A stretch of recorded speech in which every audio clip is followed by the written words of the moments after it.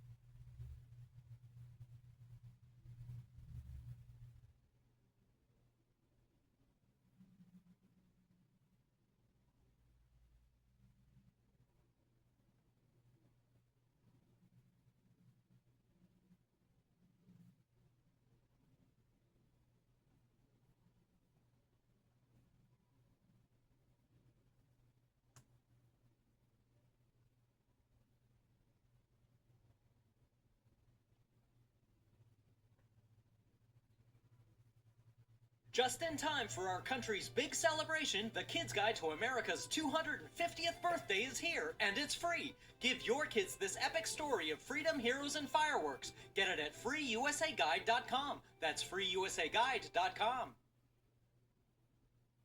Caffeine works. Of course it does. That's why the entire world uses it first thing every morning. Don't let it make you...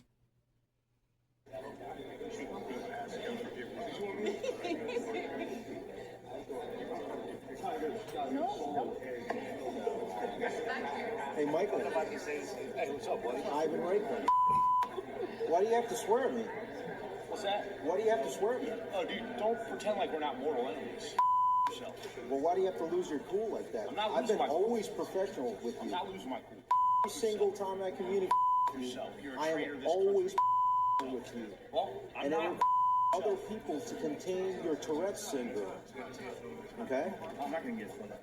You've threatened my family and you've threatened my Oh, life. have You're I? a traitor to this country. Why Go so yourself. spasmodic? Am I spasmodic? Absolutely behind you. Do something. Why should I? I'm communicating with you. I'm trying to calm you down. Right?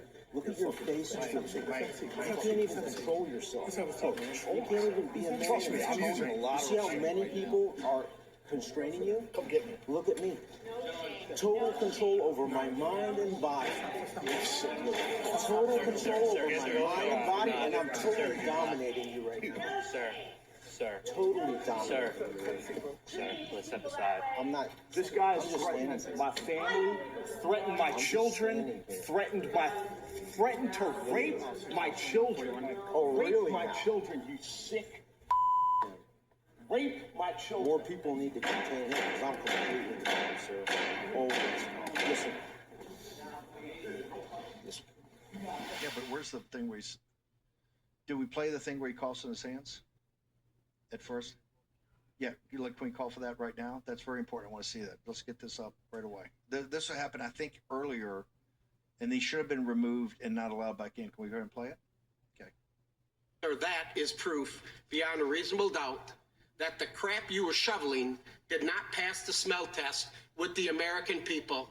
To put it bluntly, Mr. Smith, the stink remains on you. And lastly, I would like to quickly address the police officers of January 6th. Mr. Dunn, Mr. Fanone, Mr. Gonell, Mr. Hodges.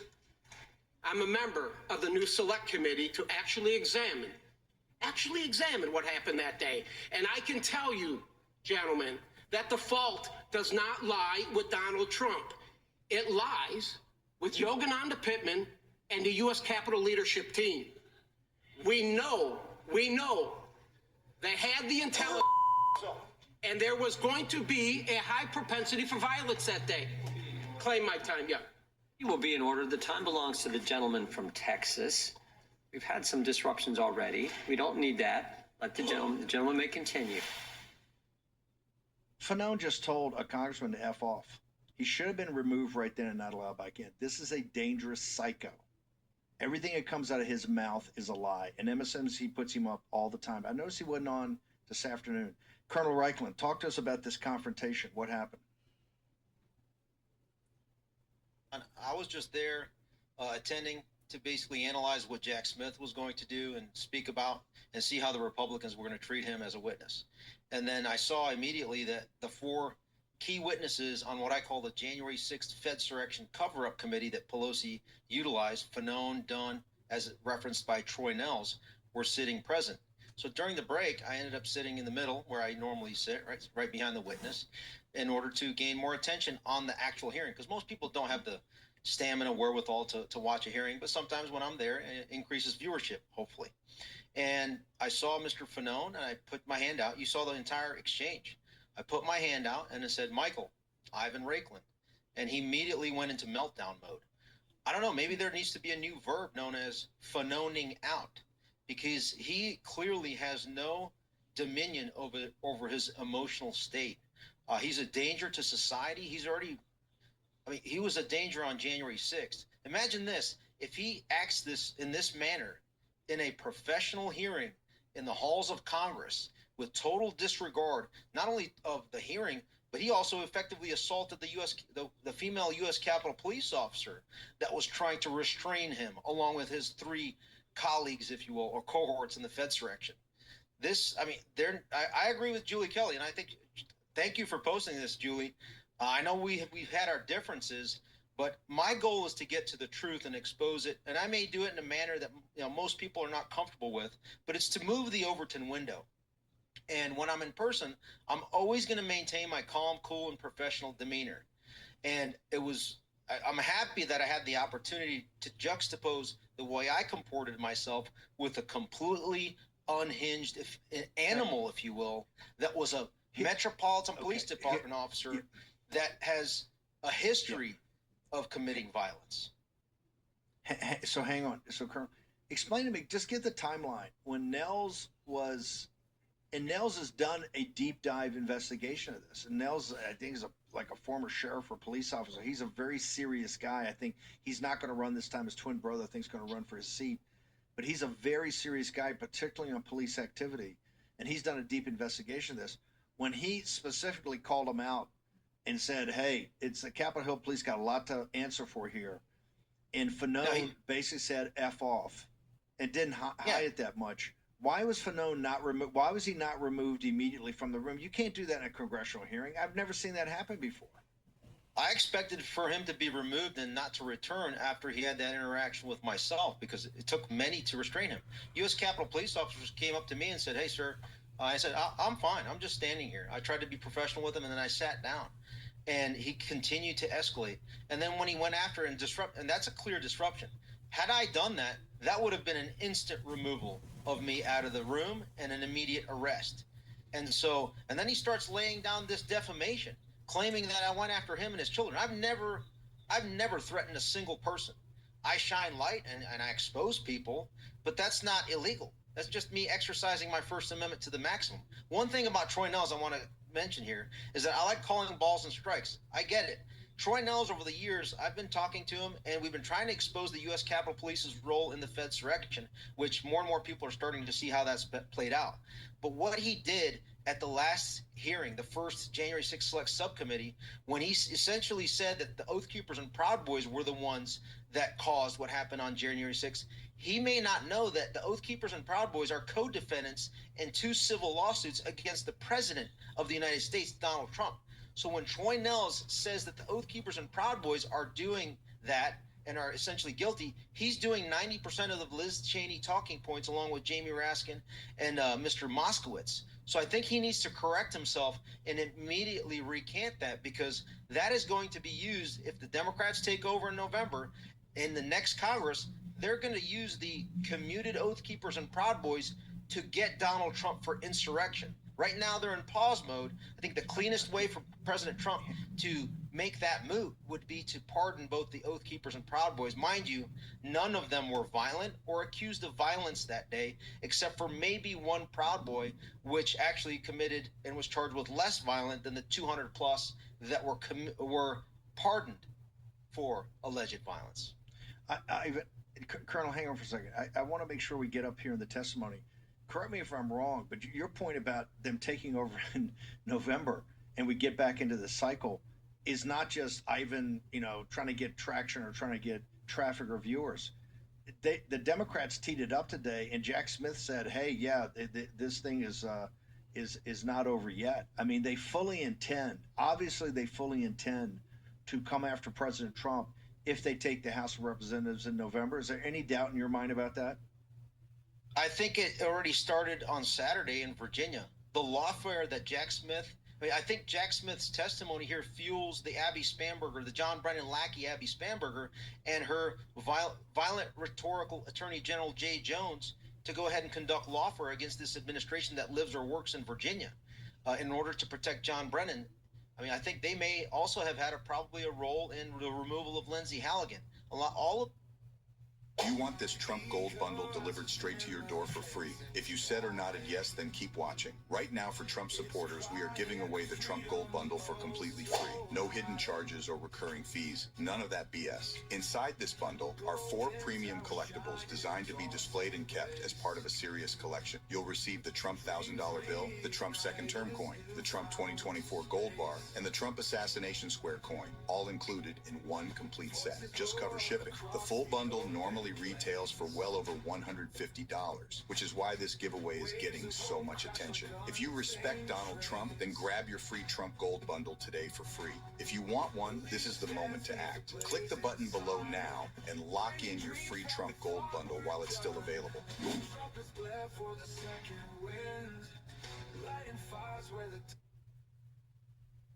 All of this interplays, in my opinion. I don't have any direct evidence of it, but this is just my analytic understanding of all the key individuals as I put it all together.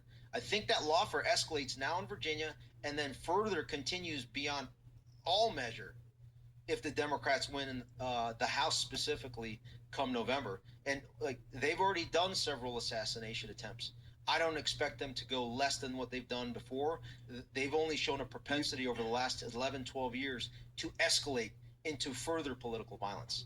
And if Mr. Fanon is not arrested, I expect him to continue his rhetoric, and probably it will turn into violence.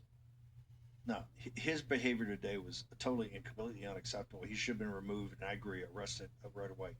Real quickly, we only got a couple of minutes left, and I want to remind people that the colonel, every time I was in federal court in D.C., the colonel was there to back off the bad guys and to make sure he sat through these hearings. Give me your assessment. Take 2 minutes. Give me your assessment today of Jack Smith, because we're saying the MSNBC, CNN, the Democrats got pretty long faces. They're not spiking the football now. By the time Rachel Maddow comes on tonight for a special, they may have regrouped. But coming out of there, they were not high-fiving. Why was that? No, I think they cannot defend the actions in the rhetoric of Mr. Fanon. And then also you have Lindell TV, you have Real America's Voice, like Ben Bergquam. You have the free speech, independent, not tethered to the machine, conservative media that calls balls and strikes. That they didn't have to contend with that over the last 5 years of weaponization.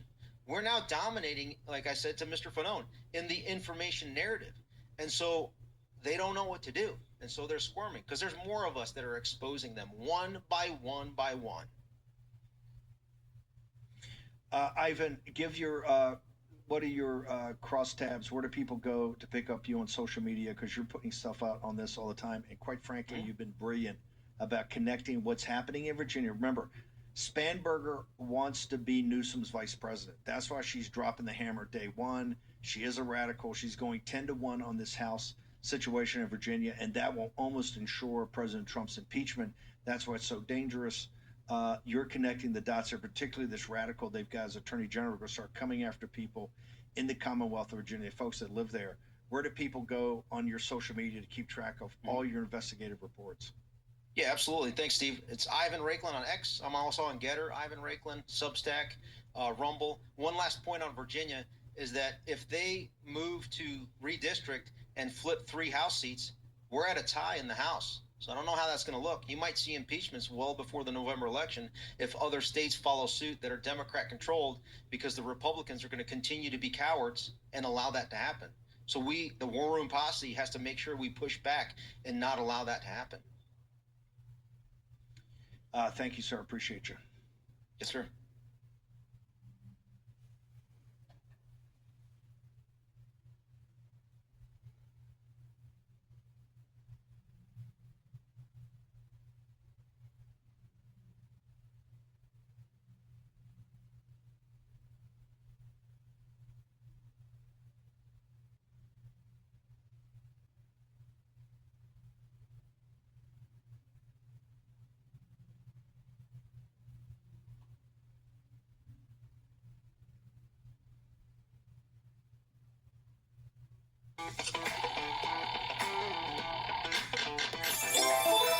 Big win!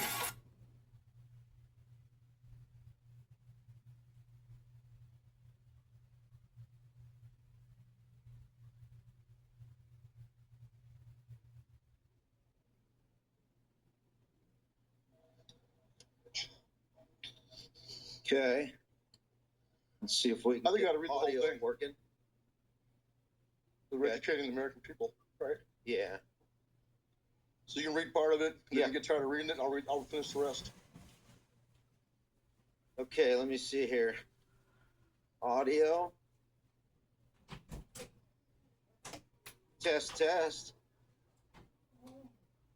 Before we kick things off, make sure I got it. Live. Can you hear me?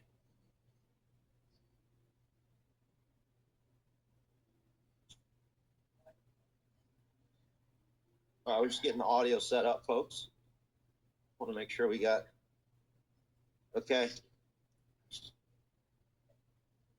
Video's coming in shortly. Stand by.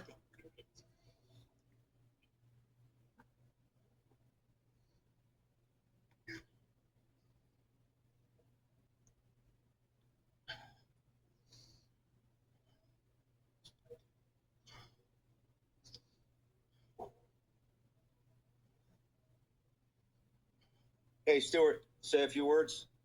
Yeah, so we are here representing a Just to make sure the audio works before we kick yeah, off. test. And can you text in here? You get the audio? Can you hear both me and Stuart? My mic's not on. You want my mic on? Well, that would help. Well, let me know. Test. Wait for it to connect. Okay, so looks like audio is perfect. You can hear How's both mine? of us.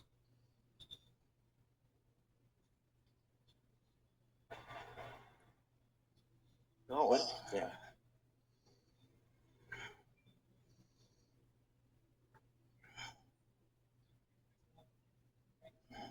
Apparently, they just closed off Lafayette Park for us. Interesting. It's all blocked out. Yeah, I'll turn on the video here shortly. Just stand by. When did you close the park? They're doing construction. Like, Just right now? well, it's gonna be a little bit. They're redoing the fountains and stuff. Are we able to go in? You got a tour reservation? No. We're gonna do a press. Down that way. We're gonna do a presser right there in the Go middle. down In the middle? of the sidewalk. You might. Okay, perfect. Thank you, sir. All right, share. As we get set up, about 1 minute out before we go ahead and turn the video on and start this.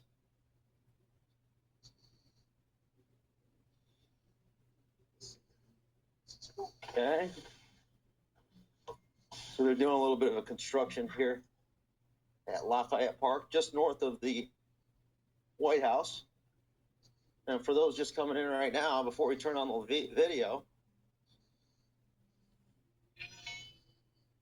it's a nice, breezy, cool day in the nation's capital, the District of Columbia. President Trump is in the White House.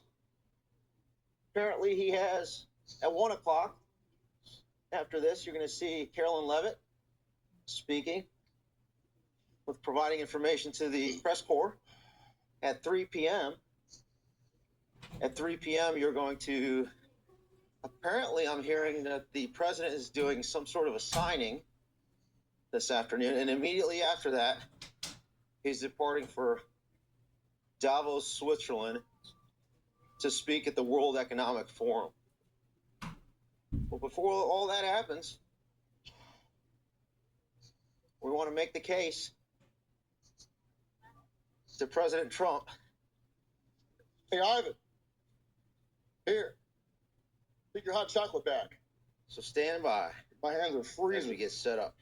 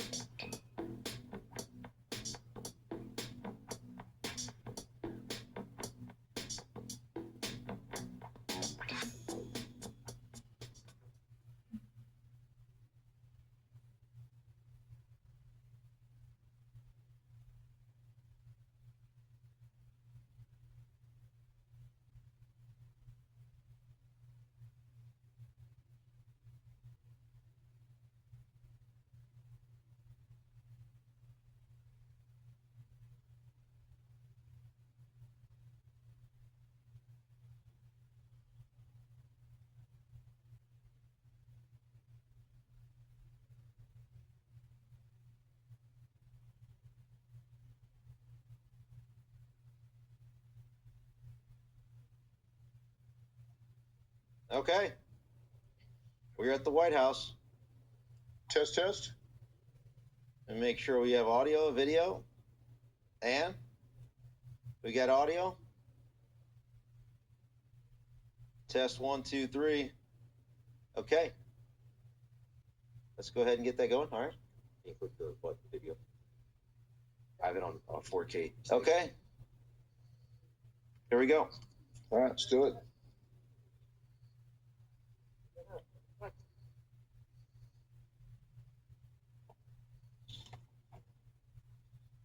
Okay. We are here in front of the White House. My name is Ivan Raiklen. I'm here with Stuart Rhodes. And the reason why we are here today, 1 year from the date when President Trump was sworn in, basically in 3 hours from now is when President was sworn in last year, 365 days ago. And immediately what he did was fantastic. He pardoned most of the January 6ers. All but 14. Yeah. All but 14. We're going to get into some of that. And we are of the opinion, and I think there's a growing majority that are of the same opinion, is that we need to start moving into more aggressive, bold action by this White House, and particularly President Donald Trump, in order for us to be able to save this republic. Amen. And so the reason why we're here is we're going to urge, with legal precedent, Yale-educated lawyer, I'm also an attorney, retired Lieutenant Colonel, Green Beret, and we're here in our personal capacities as elements of we the people in order to convince, with a very compelling both legal and constitutional argument and political argument, to be able to ensure that this president, in a timely fashion, invokes the Insurrection Act. And so let's kind of begin. And we were speaking on behalf of a group of concerned patriots who are prior military, national security, or current inside the administration, and we're on their behalf. And we're seeking to hopefully build a groundswell of support for this necessary action. Go for it. All right, so we're going to start off by reading this, and then we're going to give a little bit more context to it. So let's kick this off. So this is the situation. These are the federal authority options in response to coordinated state-level defiance and national institutional corruption and defiance. This particular memo is for the President of the United States, Donald J. Trump, the Director of National Intelligence, Tulsi Gabbard, as well as Elon Musk and Dana White. And we'll explain why that is. Dated January 20th, 2026. In summary, Mr. President, conditions now exist that meet the historical and statutory threshold for decisive federal action under existing law.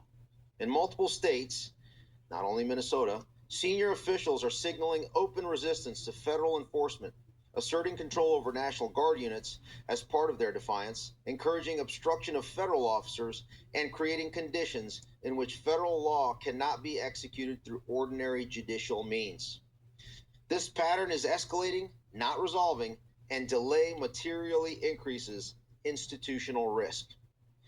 This is no longer a political or rhetorical dispute. It is an operational question of whether federal authority will be enforced uniformly or selectively nullified by coordinated state-level defiance. Clear constitutional remedies already exist, have been used by prior presidents across party lines, and are designed precisely for this category of breakdown. So, key observations. State executives are publicly asserting authority over federal enforcement and Guard units. Federal officers are being obstructed, threatened, assaulted, and politically targeted for carrying out lawful duties. American citizens who support federal authority are being attacked in the street and in their churches in clear violation of their constitutionally protected rights. State and local officials refuse to protect their rights. Judicial remedies are increasingly ineffective or delayed in real time. Historical precedent confirms federalization authority when states refuse to act. Immediate option. Invocation of Insurrection Act to ensure execution of federal law and protection of constitutionally protected rights where state authorities fail or refuse to do so. Resistance to lawful authority, transparency, and accountability at the federal level. Current conditions also indicate a growing and coordinated pattern of institutional defiance involving elements within federal agencies and political operatives that obstructs the execution of federal law pursuant to the Constitution and perpetuates systemic corruption. This pattern reflects a broader challenge to uniform enforcement of the Constitution and federal statutes, where ordinary judicial remedies are increasingly ineffective in real time. Existing federal mechanisms, including the Insurrection Act and declassification authorities, were designed for such breakdowns and have been exercised by prior presidents when institutional integrity was at risk. Recommended follow-on. Intelligence review and targeted declassification by Tulsi Gabbard and the intelligence community to restore public trust and institutional accountability. Consequences of continued inaction: if unresolved, the unrest will only grow, as we're seeing. As the weather becomes warmer, you're going to start to see further escalation. Further continuation of this pattern risks normalizing coordinated resistance at both state and federal levels, leading to evidence degradation, operational paralysis, and erosion of public trust in government institutions. Delay may require more disruptive corrective measures later, increasing political and operational inability while reducing viable options for restoration of lawful order. Now, the political ramifications of failing to act. Continued inaction will cause the GOP to lose the midterms. The great cross-section of the American people who elected President Trump 3 times are becoming dispirited, quote, black-pilled, as some say, because of well-documented, systemic lack of accountability in government. They want decisive action to expose and end government corruption. Decisive action prior to the primaries will energize your base and give them the chance to successfully primary out weak and corrupt Republicans as well as Democrats and run true America First candidates that great cross-section of Americans will once again support and successfully elect, preserving the majority in Congress. Only action will do that. Failure to do that guarantees a loss of the majority, which will result in impeachment yet again and potentially removal from office at a minimum. Further, decisive action now will also allow patriotic JFK, Bobby Kennedy Democrats to purge out the corrupt politicians in the Democratic primaries and replace them with true patriots. This will lead to a national unity and return to constitutional order. Current conditions and escalation. I'm going to go into the timeline over the last 12 years almost, starting with the auto pen pardon date of 2014. The timeline below, drawn from public reporting, declassified materials, congressional inquiries, and contemporary. This game is crazy different from anything I've played. They gave me a 300% welcome bonus just for starting, and get this, no ads, no annoying pop-ups, just pure fun. I've already spun 10 times and unlocked a shot at SB1000. High payouts, instant withdrawals to PayPal or Cash App, and it's totally safe. I can play anywhere, anytime. Oh, and I just broke into the top 5. Do you want to try and beat me? Click the link below and try it out. Spin now and win without limits. Download Nile Rich's Reels and win real money. Contemporaneous records demonstrates a persistent campaign of obstruction. 2014 Ukraine-Biden connections, noted as UKR, Ukraine, Biden 10% big guy. 2015 early Crossfire Hurricane spying activities. 2016 Crossfire Hurricane investigation and General Flynn's takedown. 2017 the Mueller investigation. 2018 the first impeachment hoax against President Trump. Insurrection riots, Charlottesville, for example. 2019 the second impeachment hoax, COVID-19, 2020 election irregularities and associated riots. 2020 COVID and election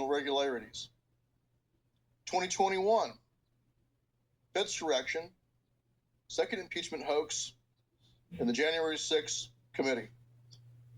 2022, continuation of January 6th committee, the lawfare begins. DOJ, Jack Smith, Fannie Willis, Alvin Bragg, Letitia James in New York, D.C., Florida, and Georgia in an unprecedented indictments of a president. 2023, continued escalatory lawfare. 2024, assassination attempts against President Trump. 2025, Minnesota insurrection, ongoing arrest in the 2026. 2026, current Minnesota insurrection, rebellion. Virginia follows suit on day one of the new trifecta of Democrat control in Virginia. Recent developments in Minnesota exemplify escalation. Governor Tim Walz, shown to be a CCP surrogate practically, has issued statements labeling federal ICE operations as a modern-day Gestapo and urged their departure from the state, while issuing a warning order to the Minnesota National Guard, asserting, quote, "They are our guard to protect state interests." Minneapolis Mayor Jacob Frey has similarly discouraged cooperation, stating ICE should, quote, "get the fuck out of Minneapolis," close quote, and implying potential state-level prosecution of federal officers. These declarations have coincided with physical assaults on President Trump's supporters, including a January 2026 clash where protesters attacked individuals in Trump apparel and patriotic apparel at deportation rallies, and a late 2025 pro-Trump event in Minneapolis where counter-protesters caused injuries amid ICE-related unrest. Governor Walz documented ties to the CCP, including 30 visits to China, a 1989 teaching role involving alleged personal connections to Chinese Communist Party officials, and funding from Chinese sources for student trips raised additional concerns of foreign influence amplifying domestic resistance. Whistleblower reports to congressional committees have prompted investigations into these links as potential influence operations. That doesn't even mention the Somali fraud. Internal betrayals within your administration, President Trump, further illustrate the conspiracy's depth. Recent disclosures reveal that former Attorney General Bill Barr communicated with Fulton County District Attorney Fannie Willis and other prosecutors targeting President Trump, coordinating on election-related investigations despite his role in the administration. This aligns with revelations about General Mark Milley, who engaged in unauthorized communications with Chinese counterparts, assuring them that he and Department of Defense at the time elements would not follow orders in the event of conflict with China, undermining civilian command authority. Legal authority and historic precedent. Federal law provides the president with authority to ensure execution of U.S. laws when obstructions render ordinary judicial proceedings impracticable. This authority has been invoked approximately 30 times in American history. We're talking about the Insurrection Act. So relevant precedents include Thomas Jefferson, the president who signed the Insurrection Act into law, invoked it in 1807 to suppress Aaron Burr's alleged conspiracy. Troops mobilized, but plot collapsed. James Madison used it during the War of 1812 to suppress unrest. Andrew Jackson threatened the use of the Insurrection Act during nullification crisis that compromised averted deployment. Abraham Lincoln did use it extensively during the Civil War to suppress Confederate rebellion and draft riots. President Grant, multiple invocations during Reconstruction to suppress Ku Klux Klan violence against freed blacks. For example, 1871 in South Carolina. And then President Eisenhower, 1957, invoked the Insurrection Act to enforce federal law and protect civil rights of black students, enforcing school desegregation in Little Rock, Arkansas. The governor of Arkansas had ordered his state guard to block integration of the schools. President Eisenhower called the Guard of Arkansas into national service and then deployed the 101st Airborne to escort the students. John F. Kennedy invoked in 1962 for desegregation at the University of Mississippi and in 1963 at the University of Alabama, again, to protect civil rights. Lyndon Johnson invoked the Insurrection Act in 1965 to protect Reverend Martin Luther King's Selma marches and to keep the peace in the 1967 and 68 urban riots. That George W. Bush invoked the Insurrection Act in 1992 during the Los Angeles riots and deployed the U.S. Marine Corps to the streets of Los Angeles. In each instant, federal authority was exercised to restore lawful order, protect rights, and preserve the supremacy clause of the U.S. Constitution. Recent historical advocacy for similar action. In December of 2020, myself, Stuart Rhodes, issued open letters to President Trump urging invocation of the Insurrection Act and mass declassification to address election irregularities and institutional threats. While leading to lawfare against myself and members of my organization, our advocacy of this undertaking underscores prior recognition of such mechanisms for restoring accountability.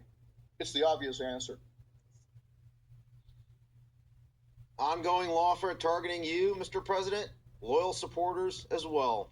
President Trump, you remain a co-defendant with Stuart Rhodes and other commuted, meaning not yet pardoned, Oath Keeper members, as well as Enrique Tarrio, and commuted, not pardoned Proud Boys in 2 ongoing civil lawsuits before Judge Amit Mehta, an Obama appointee. One lawsuit by members of the United States Congress, which was initiated by Benny Thompson, who was the chair appointed by Nancy Pelosi of the January 6th Fedsurrection Cover-Up Committee, also known as the Unselect Committee. Another lawsuit by a group of U.S. Capitol Police officers, despite no Oath Keepers or Proud Boys assaulting any of them. These cases represent continued, sustained lawfare on you, Mr. President, and on key figures resisting the pattern described previously. That lawfare will only increase unless decisive action is taken to root out systemic corruption in our government. Scope of presidential authority that you have over federal agencies and declassification, sir. As Commander-in-Chief, the President holds ultimate authority over executive branch agencies, including the full United States intelligence community, all elements. For comprehensive coverage, operations should target all 17 Intel community members, as well as the Office of Director of National Intelligence, plus any other locations suspected of holding relevant data. For example, DOJ components, private contractors, off-site servers. The full list of the 18 U.S. intelligence communities includes specifically the ODNI, the Central Intelligence Agency, the Defense Intelligence Agency, the National Security Agency. I'm Dr. Sergey Sorin, Medical Director of the Shili Sorin Wellness Institute. I'm about to give you the most valuable health tip I could possibly provide. If you or someone you love is living with ongoing health challenges, or if you are simply interested in better health as you age, go to lifesavingformulas.com. There, you will learn about cellular support of the normal biochemistry of the human body.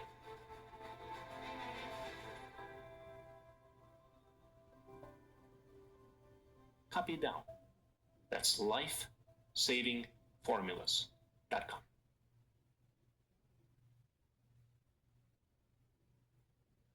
Security Agency, and particularly elements of the Department of Justice. Not only the release of the Epstein files, which was recently signed into law by President Trump, and this current DOJ, similar to Bill Barr, is not doing the direction and the directive of the U.S. Congress and this president. Regarding the declassification, the president possesses under Executive Order 13526 and a proposed superseding executive order to declassify information extending to files from any agency. This includes delegation to the Director of National Intelligence, Tulsi Gabbard, for expedited reviews. Recent precedents in transparency. Elon Musk's initiatives. Elon Musk's acquisition of Twitter, now X, in 2022, and subsequent release of the Twitter files expose internal corruption and government involvement in content moderation, including regular meetings with FBI, CIA, NSA, and DHS personnel and officials influencing censorship decisions inside of Twitter. This transparency effort resulted in a large cross-section of Americans, including many Trump voters, highlighting institutional overreach. It targeted a large cross-section of Americans, including many Trump voters, highlighting institutional overreach. Musk's role in the Department of Government Efficiency, DOGE, from 2025 onward, identified federal waste through contract audits, canceling redundant programs, and exposing inefficiencies in agencies like USAID and VA, though some savings claims were adjusted after review. These actions demonstrate the value of targeted exposure in restoring public confidence. Further, in an interview on Joe Rogan's podcast, Musk referenced the censorship industrial complex operated by pre-acquisition Twitter, including alleged government corruption, suppression of free speech, and involvement in issues like COVID-19 vaccine mandates, election-related censorship, and wrongful actions against users. Musk characterized disclosure as a key step in a path to save the republic, close quotes, through accountability and legal action. In the March 2025 appearance on the Joe Rogan Experience, Elon Musk publicly addressed why he hasn't released these files yet, explaining that the content is highly sensitive and could pose significant personal risks, stating he must be careful not to push too hard, as it might shorten his lifespan or endanger him. He expressly stated that he could be assassinated. This cannot continue in a free society. We urge Elon Musk, as the owner of Twitter 1.0 and Dana White, or 2.0, and Dana White, now on the board of Meta, to join in the full disclosure of corrupt, fraudulent, and criminal activities of former and current federal, state, and local officials based on analysis of their Twitter, Facebook, WhatsApp, Instagram usage. This declassification or exposure of governmental holdings of corruption and private disclosures of Twitter files and meta files of this magnitude must be released in time for incumbent government officials to be forced to resign at scale at all levels, just as Tim Walz, governor of Minnesota, was forced to announce he will not seek re-election in the wake of exposure of the Somalian-tied corruption in Minnesota, thus providing the electorate an opportunity to support American citizens that are not blackmailed or already corrupted to enter the electoral arena across all political party primaries, but no later than March 3rd, 2026, when the primary elections will begin in states such as Texas. Rationale for rapid execution. The core rationale for expeditious action is to preserve evidence of institutional defiance by preventing destruction, or concealment of records. This approach mirrors coordinated law enforcement operation to secure premises and data before degradation. Military intelligence and SOCOM assets should lead initial secures of data to maintain control and minimize disruption. Strategic considerations. Delay in addressing this pattern compounds risk as resistance normalizes and corrective measures become more challenging. Timing is critical to enable accountability before institutional entrenchment deepens. A further urgent rationale for expedited action is to complete this operation in major declassification before the primaries for the 2026 midterms. The exposure of oath-breaking, criminal, corrupt, and treasonous Republicans, as well as Democrats, would allow the American people to finally purge out the corruption in both major parties.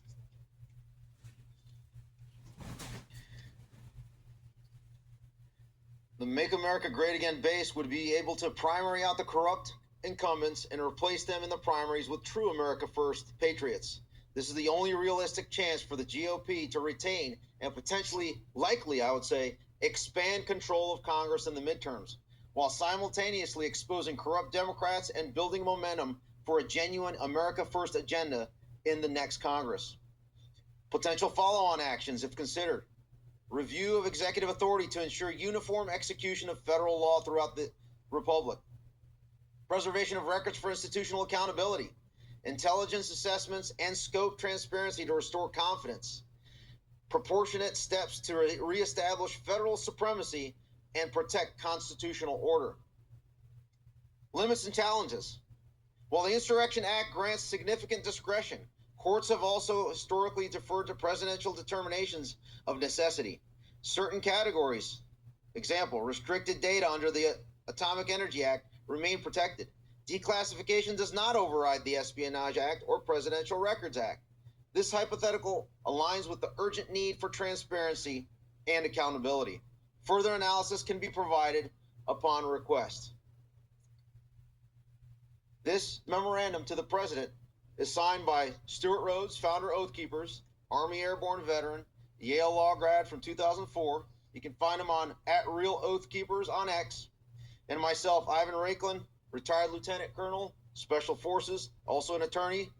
And you've heard me out there in the public as the Deep State Marauder and the Secretary of Retribution. America's Secretary of Retribution. But this doesn't end there. This is on behalf of a group of concerned national security, military, and legal personnel, both within this administration and outside of the current administration. And that number is growing as we communicate through platforms such as X and Rumble. So now I want to kind of give you, Stuart, a couple minutes you want to add on what the current state of our union is and what we can do moving forward, and I'll close out. Yeah, so a growing number of Americans realize that our political system is broken and is almost irreparably corrupt. Both major parties, that's why they're referred to as a uniparty, treat the American people like cattle and are stealing, robbing them blind and stealing their rights away piece by piece. Trump's own base, the people who voted for Trump, you had a cross-section of America, walkaway Democrats, traditional conservatives, Ron Paul Republicans like myself. I worked for Ron Paul here in Congress. Independents all came together and voted for Trump 3 times in a row. And I think a good analogy is that we realized that the swamp was overflowing. We have crap in our house, flooding our house, and we hired Trump as the plumber 3 times. And we expect him to fix it. And if he doesn't fix it, then we're going to have to fix it. We'll have to start knocking holes in the foundation with shovels and pickaxes and sledgehammers and take care of ourselves. So we call on him to do what he was sent there to do. He was spared in Butler. His life was spared by God, I believe, so that he has a chance to save this republic. He'll be given a brief reprieve and a chance to save it. He has to fulfill his destiny. He needs to channel his inner Andrew Jackson, his inner Lincoln, his inner Teddy Roosevelt. There's one simple fluid release technique anyone can do to restore slender legs and ankles. Did you know studies show that swollen legs and feet is your body's distress signal warning you of a potential serious blockage in your body's natural drainage system? Your body relies on an internal signaling system that regulates how much fluid it should retain at all times. Here's the problem. No matter what type of medication you use or what treatments you try, you're usually just treating the symptoms, not the real root cause. Listen, eventually it may get harder and harder to take a short walk without pain and discomfort, or to stand for long periods of time without your feet ballooning out of your shoes. These can be early warning signs of cardiovascular issues or even kidney disease. This is when you start realizing that your health has been on a downward spiral. And next thing you know, you might have to start using an assisted walker and be placed on a highly restrictive diet. Luckily for you, there's now a solution. An award-winning physician studying edema and fluid retention for over 15 years made a shocking discovery. He was shocked to discover that swelling of the legs and feet stemmed from an overactive, little-known hormone that is signaling the body to retain fluid. Most importantly, he revealed a simple 7-second technique that you can start using tonight, which apparently helps eradicate the swelling for good. In fact, patients that were experiencing pain and discomfort from walking or standing too long while cooking or working have regained their independence, confidence, and relief by doing this every day. I urge you to stop what you're doing and tap the button below right now. A free exclusive video was produced that describes this solution. Remember, this has nothing to do with water pills or any risky surgeries, as this is something you can effortlessly do from home. Just like Margaret S. from Dallas, Texas, who said, I tried everything from compression socks to dietary changes, but nothing seemed to work. This method had been a godsend. Not only have I seen a remarkable reduction in swelling, but I also feel more energetic and lively. Just imagine no more waking up to puffy, abnormal looking feet and ankles, no more taking a break to lean on furniture while walking, and no more sitting down immobilized because standing is unbearable.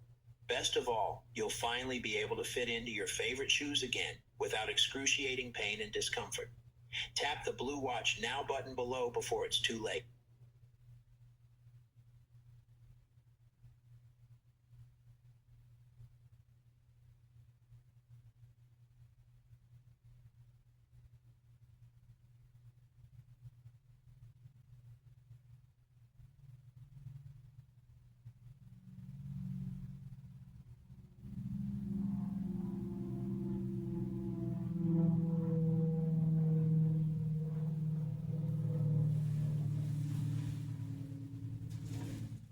Roosevelt, he reacted like a warrior in Butler when he was shot, and that's why he won the election. He won the working class vote at that time. But it was to drain the swamp, take down the deep state. It was not for any other purposes. Foreign policy and trade negotiations are great, but that's not why he was sent there. He was sent there to fix it and drain the crap out of our house. So I really encourage President Trump to remember why he's there and to understand that this is his destiny. I think he knows this, but we just encourage him to be decisive and courageous. He has good people around him. Tulsi, I believe, is a patriot. He's got Robert Kennedy Jr. I believe Pete Hegseth is also a patriot. He's got some good people around him, but he has to focus on the bad guys here in Washington, D.C. It's not the foot soldiers out there in the streets of Minnesota that really are a problem. It's right here. And I encourage him to use his authority and embrace his destiny. So, later today, the President of the United States, while he's currently in the White House, is scheduled to go overseas to Davos, Switzerland, to attend the World Economic Forum, to represent the United States of America. The donor class that worked together with us 79 million that voted for him, I understand. They got him there, and they provide him the resources in order to be able to secure a re-election. I accept that. Most of us accept that. So the way we view it is that the first year of this administration, short of potentially that first day, from our perspective, has been focused primarily on foreign interests. As you see, and I get it, we want peace through strength, we want peace throughout the world, but I think at this point in time, it would be nice for the president to listen to folks that are not in your administration that have been the most loyal to the Constitution and to you personally. Stuart Rhodes, it's very cold today, but I want to ask you if you can pull out the tattoo on your arm. Yeah, I can do that. Sure. And tell us a little bit about that. Well, it might not last too long because it is a little chilly. I'll use your mic. No, what I would just say is that I got this tattoo after President Trump was shot in Butler and in prison because, like I said, I realized that, one, God saved his life, but two, he reacted like a warrior that day. It was that kind of physical courage. You got to go back to George Washington himself or Teddy Roosevelt or Andrew Jackson. That's the kind of courage, physical courage he showed that day. So he has a warrior's heart. And you can't fake that. It's real. He jumped up. First thing he was worried about is, where are my shoes? And then he jumped up and raised his fist in the air and said, fight, fight, fight. That's a warrior's response to being shot at. You're not going to see that from Sleepy Joe. He'd have been in the fetal position. So that's when Trump displayed his warrior's heart. And all the men in my unit, black, white, and Hispanic, all cheered for President Trump. And the inmates said, Trump's a legit OG. That means vast respect as a man. And that's when I knew that he had won the working class vote of all the men across the country of all races. Majority of black males, for example, that's the first time that I know of in recent history, they voted for Republican. It's because of that courage he showed. So I believe that's his destiny. And that's why we were in Washington, D.C. on January the 6th. We were there to protest against a coup that was against the will of the people and in violation of our Constitution. And those of us went to prison, in fact, the 14 of us that were commuted, not pardoned, were all the guys that went to trial and refused to bend the knee and kiss the ring. We refused to turn on President Trump. We could have done that. We could have turned on him and bore false witness and just gone home. None of us had to do any prison time, but we refused to turn on it. And so we still have 12 of us that need pardons now. I believe 8 of us are veterans. I'm a disabled veteran, lost all our benefits. So we would like to be restored. But above all, we want our country restored. So I encourage President Trump to remember how he reacted that day. Let that not be his high watermark for courage. Let this now be his high watermark that he saves the republic. And I encourage him, that's why I'm saying declassification is so essential. Start with the judges. Start with the corrupt judges. Expose their corruption, whether they're pedophiles or taking money from communist China, or whether they insider trading, whatever their crimes are, expose them. That's how the intelligence agencies control politicians and judges, is through either blackmail or bribery. So expose them and take them down. And they do the same thing through Congress, through both political parties. Let's purge our system completely for all Americans of both sides. We have been falling for a divide and conquer in this country. The elites love it when we fight each other in the streets and think only in terms of Democrat versus Republican. Let's unite and focus on them, the actual enemies of our republic. Which kind of leads to my second part that I want to say is that while you're traveling to Davos, Switzerland, you still have a lot of problems here domestically, Mr. President.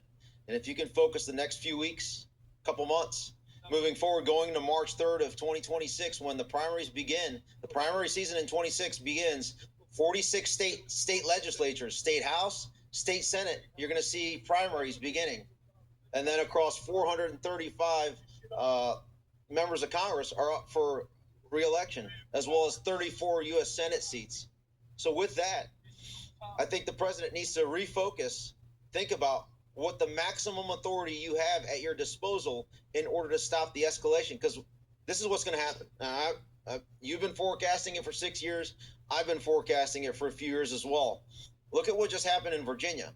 The very first thing, and this was on Saturday, when John Brennan's protege, Abigail Spanberger, took over with her attorney general, the first thing that they do is start to strip away First Amendment and then are moving to stripping away the Second Amendment.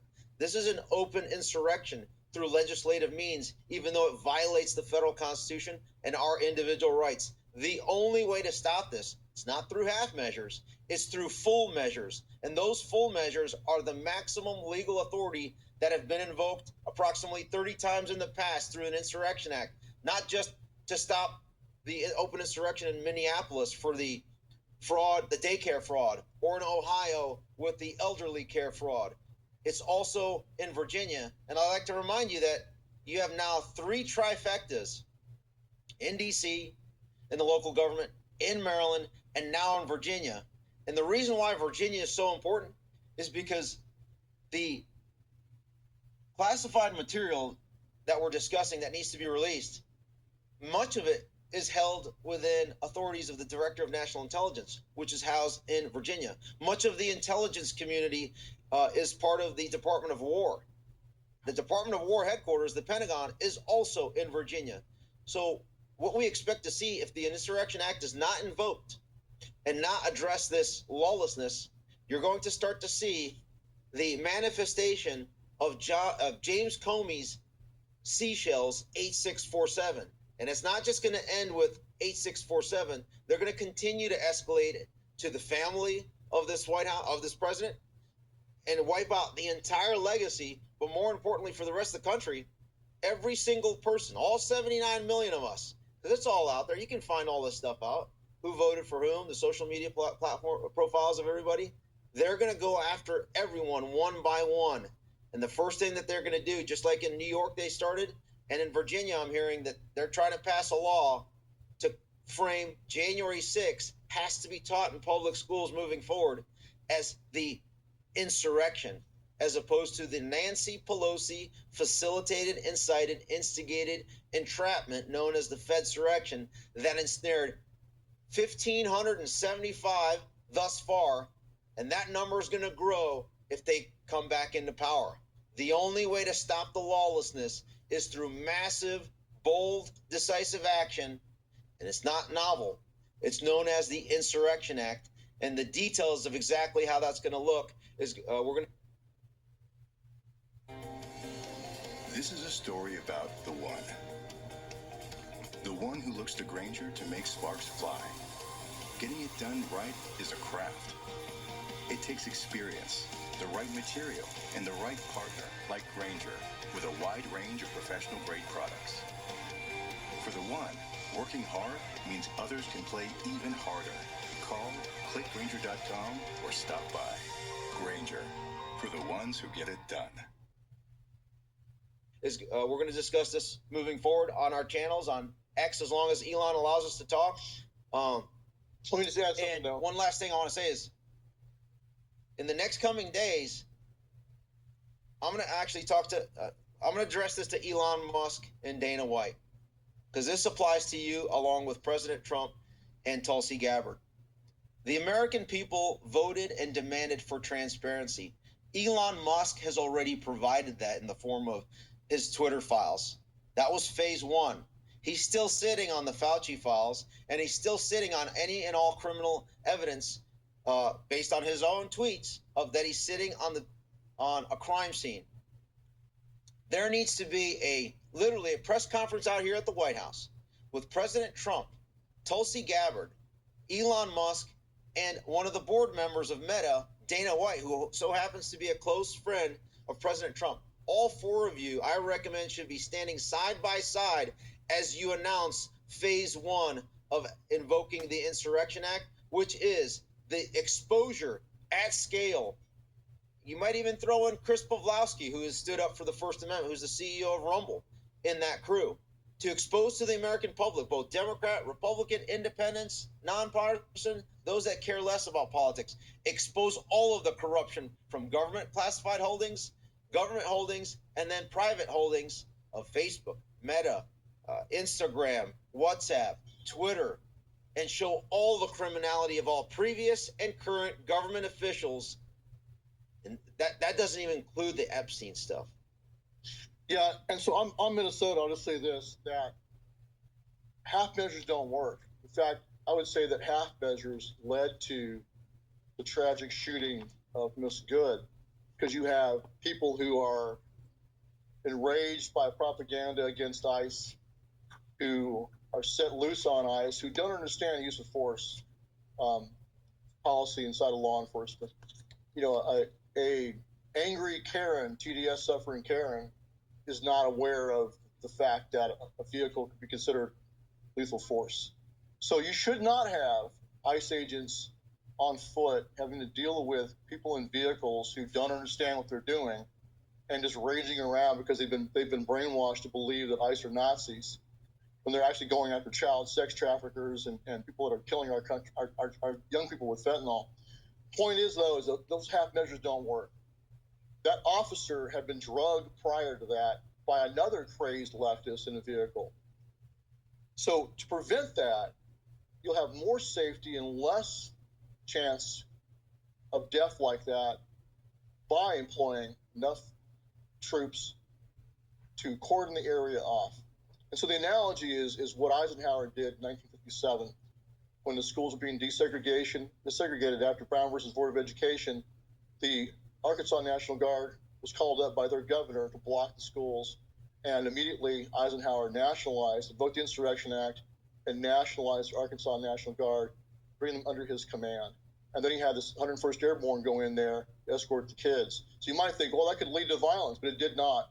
It led to a very peaceful outcome, because no one wants to dance with the 101st Airborne, and local National Guardsmen there are not going to go against the president's orders once they're brought under his command as commander-in-chief.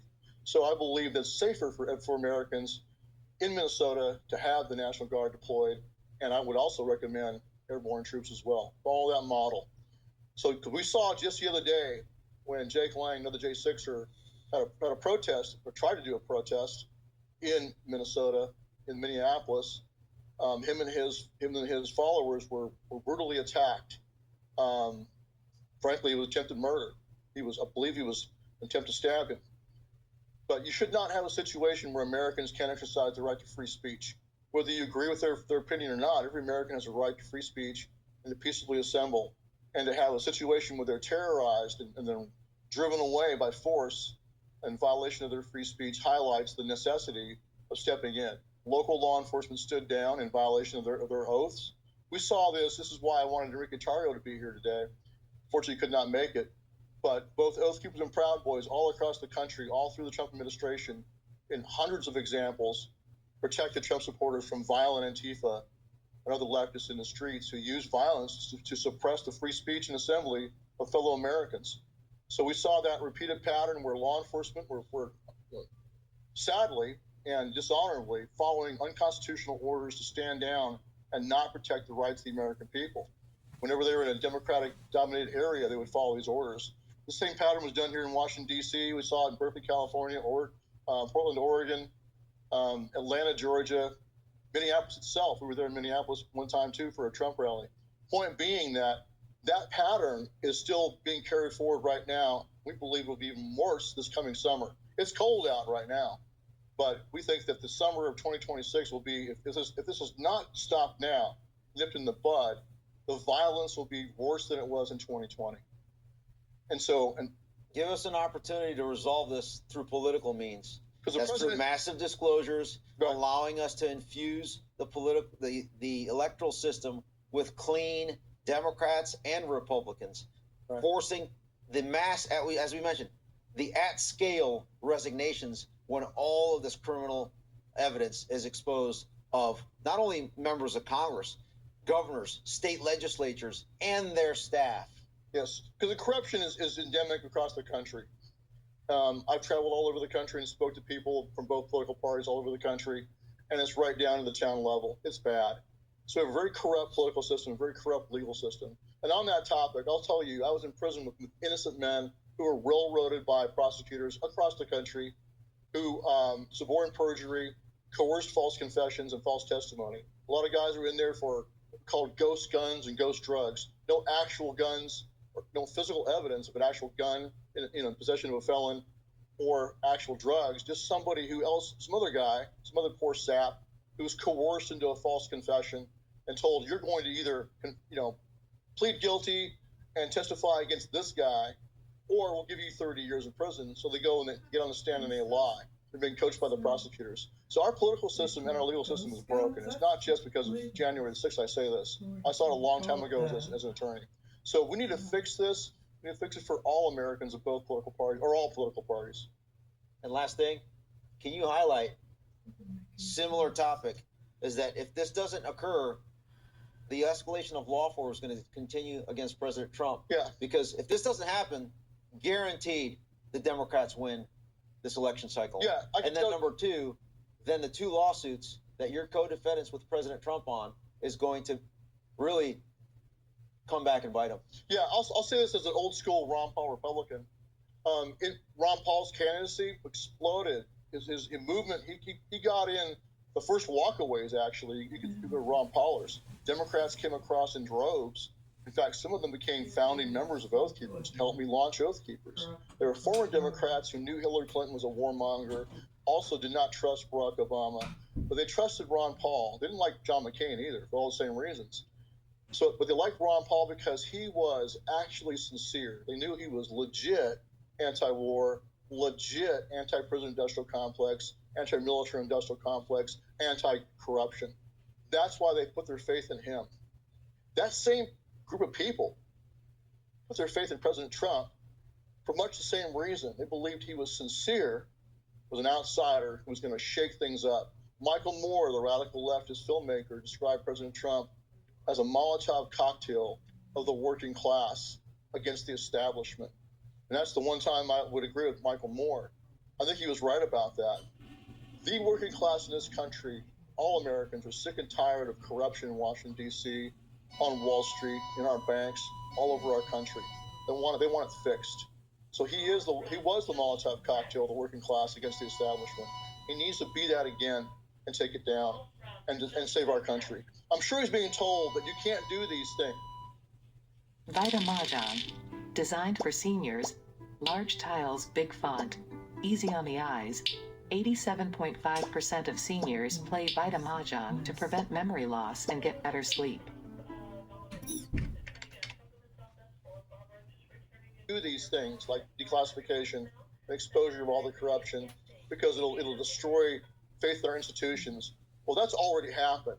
Most Americans have zero faith in any of these politicians, zero faith in the FBI, the CIA, etc. They know Regardless of who's at the top. Regardless, they know across generations it's been corrupt. They're just giving up on it. They don't think anything can fix it. So we need President Trump to step up and fix it for the American people. So I think that's about it, right? That's it, and we're happy to help. The group we represent, they are always available to the president and his staff, but otherwise, for now, we're going to leave them anonymous until further notice. Questions? Gentlemen, questions? Nope. Okay. You sure? All right. So we're available on our X channels. I'm at Real Oath Keepers on X, and Ivan's at just my name, Ivan Raiklin. Real Ivan Raiklin, right? No, just Ivan Raiklin. At Ivan Raiklin. Raiklin. So if you want to contact us, that's fine. And we look forward. So one last thing. We pray that President Trump and his advisors, especially Tulsi Gabbard, and like Ivan said, Elon Musk also, and Dana White because of his position. We pray that they listen to this and set aside the naysayers and the talking heads to tell them they can't do this. Because if they don't do this, this country's doomed. They have to do it. And then the last thing I will say is that at 1 o'clock, Carolyn Levitt is going to be taking questions at the White House in the press briefing room.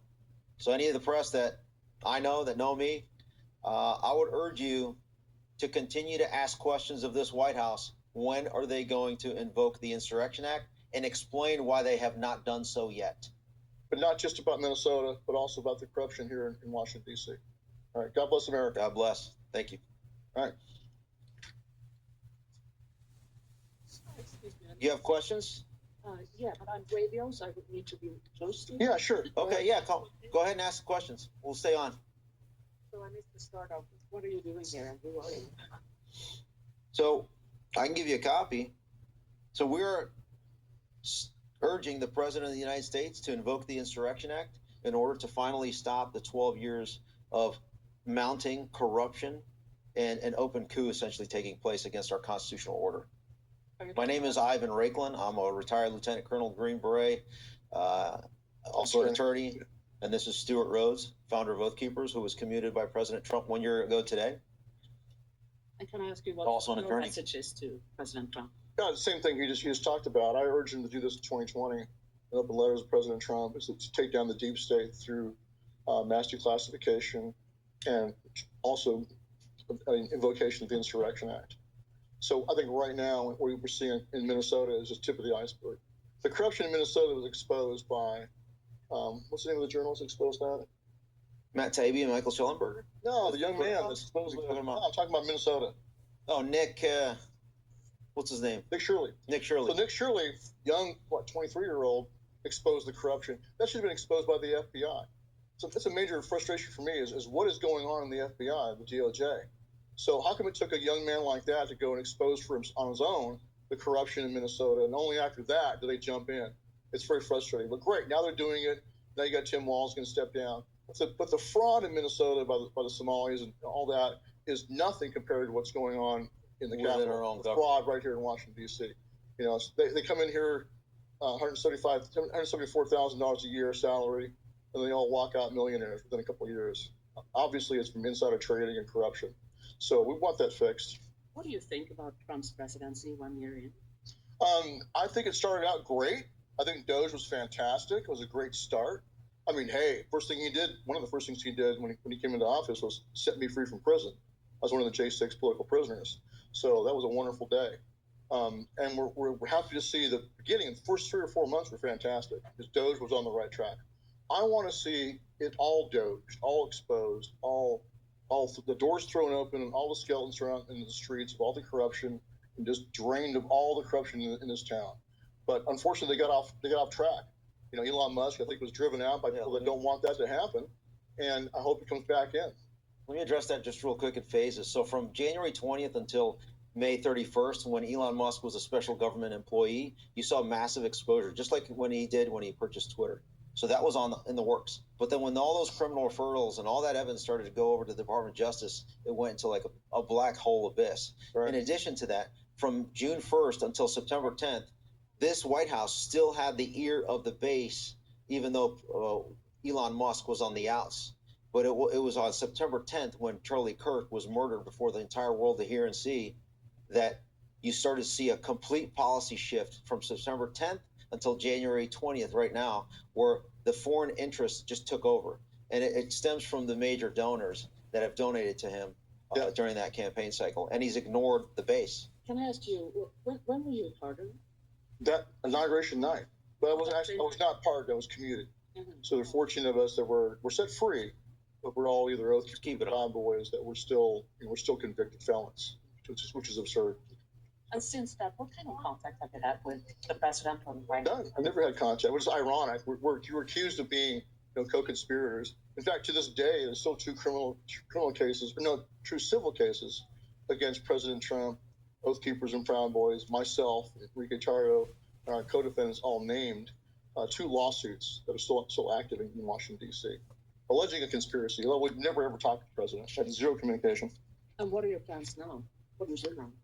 Well, I'm rebuilding my organization, Oath Keepers, right now. But right now, we're advocating I'm trying to obey my oath.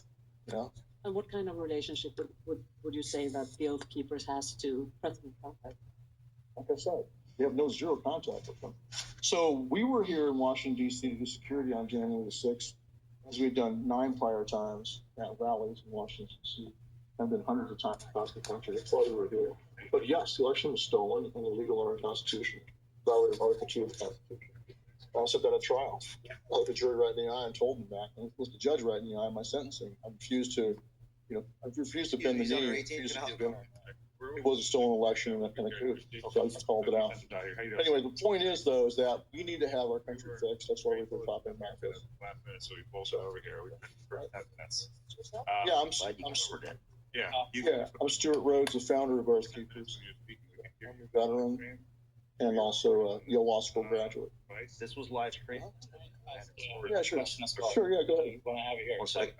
if you look online, there's on the left talks about ICE. Sure. They say that it's people from Oath Keepers and those movements are they've kind of volunteered into that. Yeah, a lot of veterans are joining ICE. Yes. Does that happen? Well, a lot of veterans have joined us. That's absolutely true. Yeah. Look, I think that the mass immigration into this country, just like the mass immigration into Europe, is part of a very well-planned program to destroy Western civilization, to bring people in such large numbers they can't possibly assimilate, and also being conditioned not to assimilate. My mother's side of the family came from Mexico, part Mexican, and they came here and assimilated. But the ethos now is for immigrants to be conditioned not to assimilate. That's a problem. And so I think that's a part of a methodical, like I said, orchestrated destruction of Western civilization. The Soviet Union for communism. Come here, so we got a Mexican And a Russian. Yeah. And he speaks Russian. Oh, you do? Yeah, of course he does. Yeah. and Spanish. Where you from? I'm from Sweden. Okay. You Well, hey, Yeah, I'm with. look what's happening in Sweden right now. Well, what of all different things do you have in mind? The green Bombings. Oh, yeah. Okay. So, the inside politics of Sweden.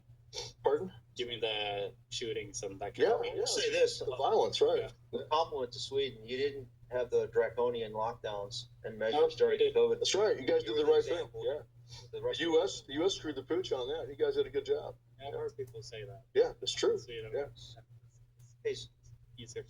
you have Okay, a question? Thank you so much. He was hanging out. No problem, man. All right, appreciate you coming out. Throw my banana away somewhere. Sure. I got good luck. I couldn't find a freaking trash can. Oh, you know what? I got a empty coffee cup there. Just stick it in that. That's my trash can. Thank you. Yeah. Just medical records also. Oh, okay. How was that? What do you think?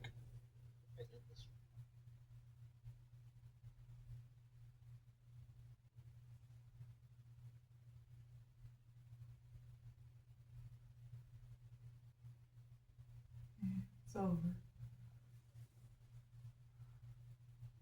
That's the last, right? Now, time for jazz.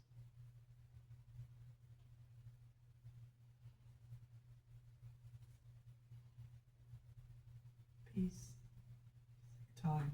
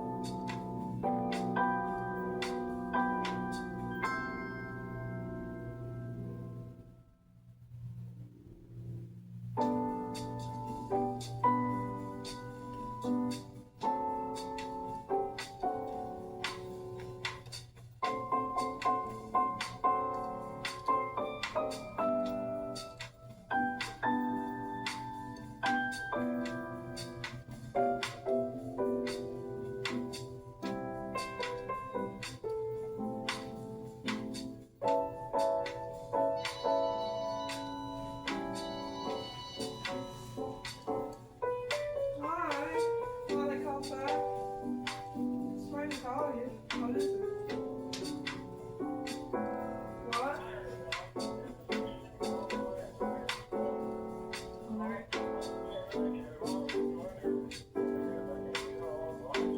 Everything okay? Did you get the stuff okay? Why did it get packed all of a sudden?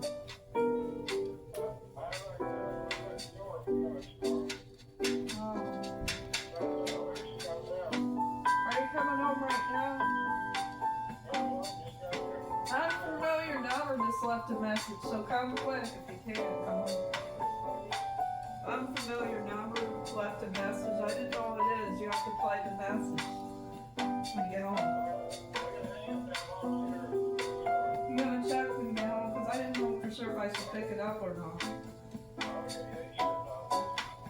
I don't know for sure.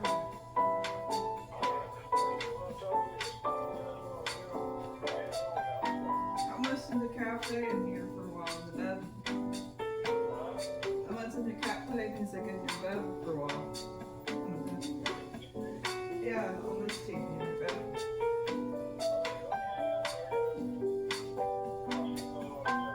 Okay, be careful.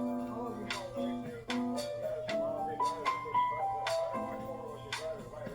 Okay, then I should better hang up. Okay, take care. Bye. Be careful.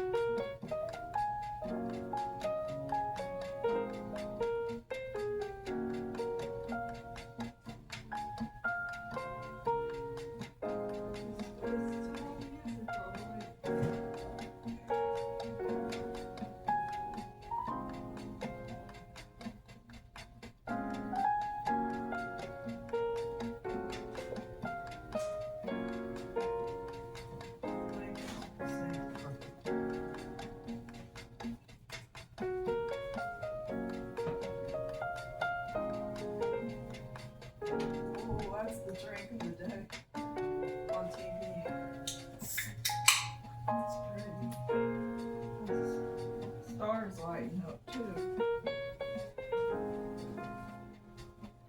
Go ahead.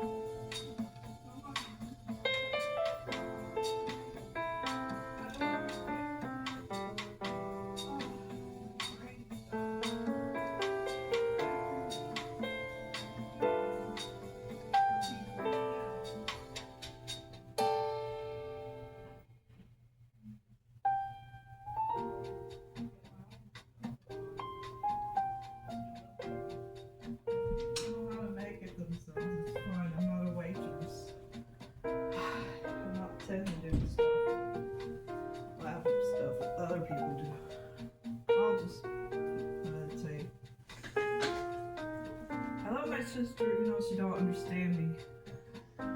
That I have learning disabilities. She forgets sometimes that I have certain disabilities where the school didn't teach us enough about prep. You know, like prep school is one of them. How to prepare a sandwich. Should be simple and easy, but it's not actually. It gets me in a panic mode, makes my brain drain. Forgive me, Lord, and forgive me, Cupid, for being in this world of panic. I'm okay now. I'll just meditate. My learning just really creeps up, comes and goes. I'm not worried about it, at least I'm not in public serving people's food. Oh man, I feel uncomfortable because I've never been educated. Nobody schooled me as much. Maybe they did have me did a little bit, still wasn't much. Like making baked goods, well that was easy to make. At least showed us how to stir it in a pan, I believe.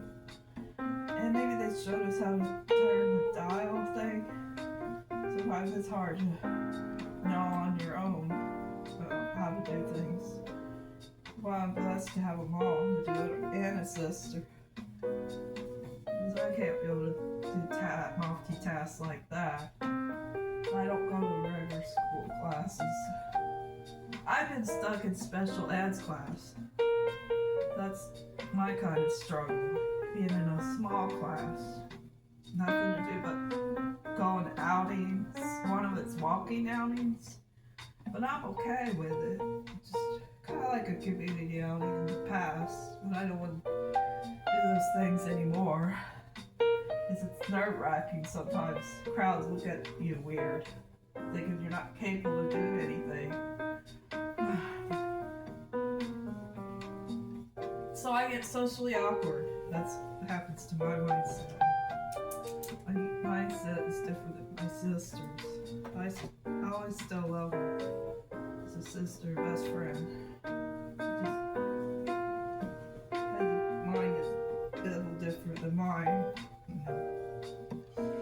That's, say, my brain's just learning disabilities.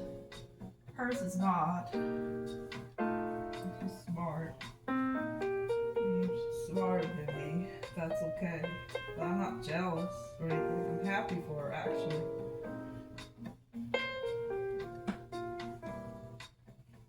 She's a chef, and I'm not. So that's the difference between me and my sister. If I spend more time understanding kitchen stuff, maybe I would get better with my skills, who knows. But if I can't, then I have a gap in my brain that's learning disabilities where my head fogs up, and if it takes too much in, it drains the brain. With mine's completely different. Well, I wish Mom and Dad come home soon. I like to be in meditate. It's my safety net. I like it here. And I like to draw Cupid hearts. It's also close to Valentine's Day. I believe blessing will come upon us and my sister. I believe the faith that it will. You just keep having the faith. It will happen.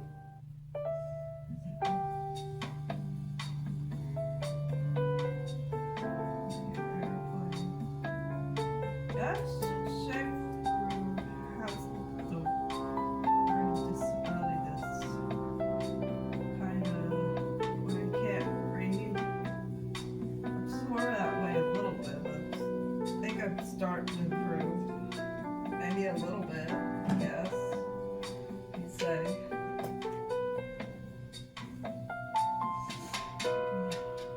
I got the sniffles all of a sudden.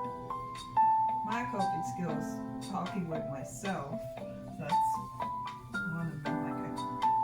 Like I like I like to talk to another person, just myself, maybe. That's it. But sometimes a ghost comes in my brain, says something else to me. It's weird.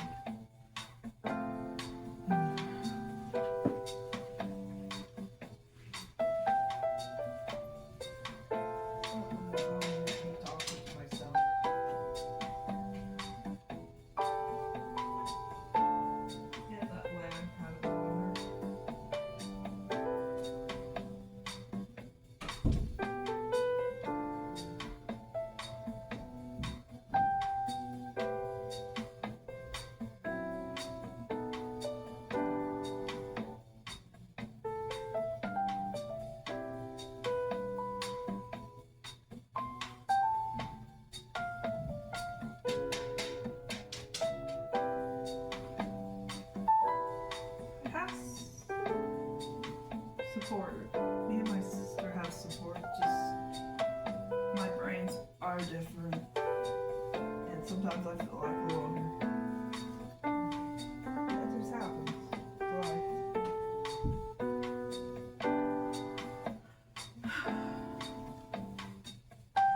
Sometimes I have the mindset of being alone. I like to be sometimes, especially if I can't have connections with people anyway.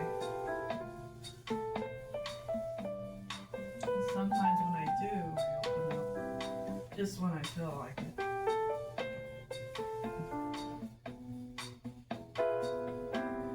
So I'm kind of a little bit of a, let's say, a loner at times. Different times of the day. Yes, to Schaefer, I'm sure he's that way too, because sometimes the brothers would tease him and pick on him, probably in a mean way. Maybe they don't mean to. I don't know his life because I'm not in his shoes. So we'll live through it. I think we'll survive this snowstorm somehow. Manage it.